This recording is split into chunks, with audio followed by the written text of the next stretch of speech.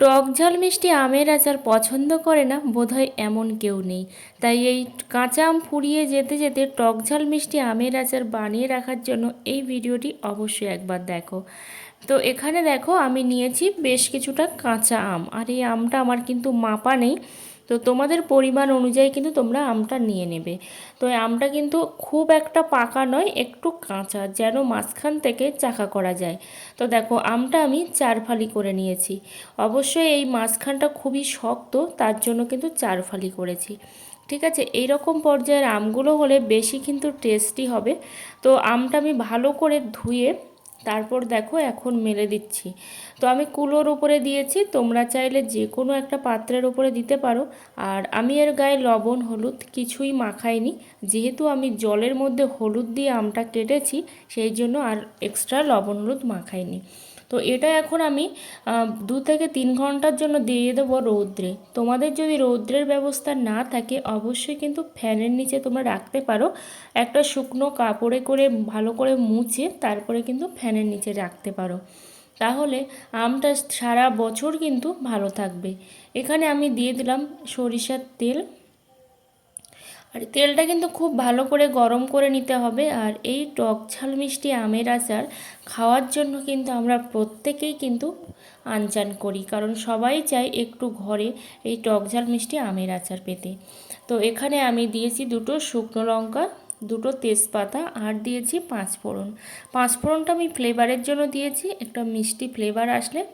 তারপর দেখো আমি এই যে আমটা শুকিয়ে রেখেছি, তো সেই আমটা কিন্তু এখানে দিয়ে দেব। শুকিয়ে বলতে 2 থেকে 3 ঘন্টা রৌদ্রে দিয়ে শুকিয়ে রেখেছি, যাতে করে এর মধ্যে কোনো রকম জল না থাকে। আর যে বাসনে রান্না করছি সেই বাসনেও যেন জল না থাকে, হাতেও যেন জল না থাকে, মানে টোটালি যেন এর গায়ে কোনো জল না লাগে, সেই দিকটা কিন্তু তোমাদেরকে খেয়াল রাখতে হবে। তারপর দিয়ে দিলাম এখানে হলুদ গুঁড়ো, আর দিয়ে দিচ্ছি এখন লবণ। লবণটা একটু বেশি পরিমাণে আমি দিয়েছি, যেহেতু আমটা খুবই টক। তো টকের মধ্যে নুনটা একটু বেশি দিলে কি হয়, টকটা কিন্তু অনেকটাই কমে আসে। তো এবার এই সমস্ত উপকরণগুলো দিয়ে আমি কিন্তু ভালো করে আমটাকে নেড়ে চেড়ে সেদ্ধ করে নেব। আর সেদ্ধ তো অবশ্যই করতে হবে, কিন্তু সেটা জল দিয়ে করা যাবে না। তো কিভাবে এই আমের আচারটা আমি বানাচ্ছি তোমরা সেটা দেখতে থাকো। বেশ কিছুক্ষণ নাড়াচাড়ার পরে আমের আচারটা ঢেকে দিলাম। তারপরেও দেখো 2 থেকে 3 মিনিট রান্না করে আবারও খুলে নিচ্ছি। গ্যাসের ফ্লেমটা একেবারে লো করে রেখে দেবে।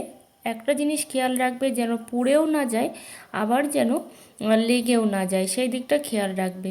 তো সেই জন্য বারে বারে ঢাকনাটা খুলতে হবে, আর এদিকে আমটা কিন্তু নেড়ে চেড়ে দিতে হবে। তারপর আমি বানিয়ে নেব এখানে একটা মশলা। আর এই গুঁড়ো মশলাটা না দিলে কিন্তু আমের আচার খাওয়াটা একেবারেই বেকার, কারণ বাজার থেকে যে মশলাগুলো কিনে নিয়ে আসি আমরা, তো সেই মশলা দিয়ে কিন্তু এই টেস্ট আসে না।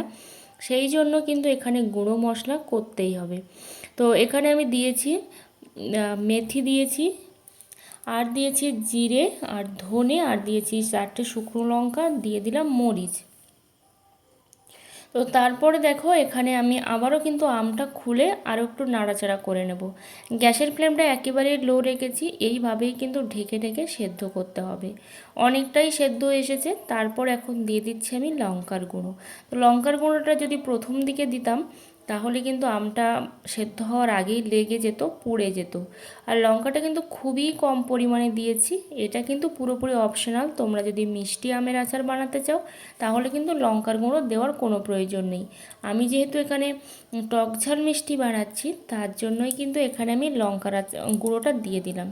দেখো খুব বেশি কিন্তু সেদ্ধ করা যাবে না, তাহলে আমটা কিন্তু ছাড়িয়ে যাবে, সেটা কিন্তু খেতে মোটেও ভালো লাগবে না। এখানে আমি দিয়ে দিচ্ছি চিনি। তো চিনিটাও আমি মেপে দিচ্ছি না।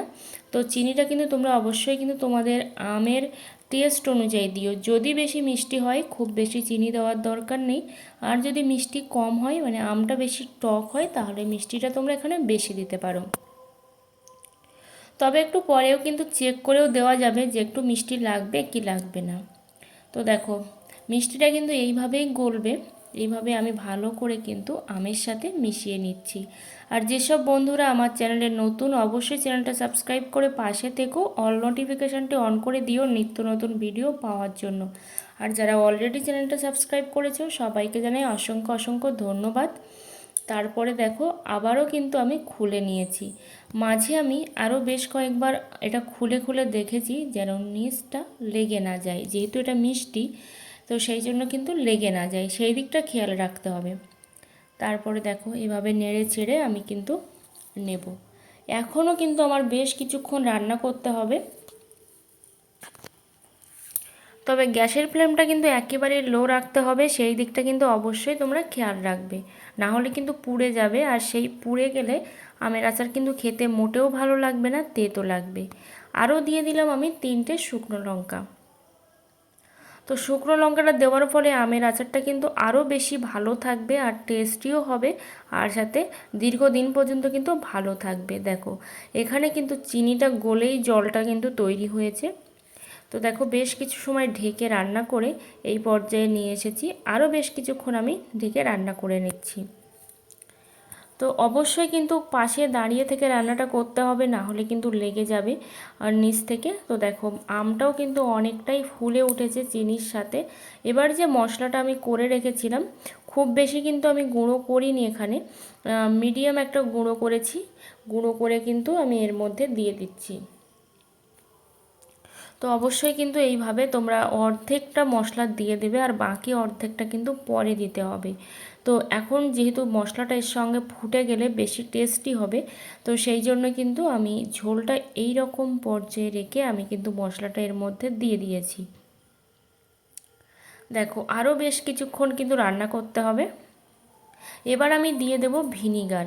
অন্তত রান্নাটা কমপ্লিট করার 5 থেকে 7 মিনিট আগেই কিন্তু ভিনিগারটা দিয়ে দিচ্ছি, না হলে একদম লাস্টে ভিনিগার দিলে সেই ভিনিগারটা কিন্তু ভালো করে রান্নার সঙ্গে মেশে না, আর তার ফলে কিন্তু আচারটাও খুব ভালো বেশি দিন ভালো থাকে না।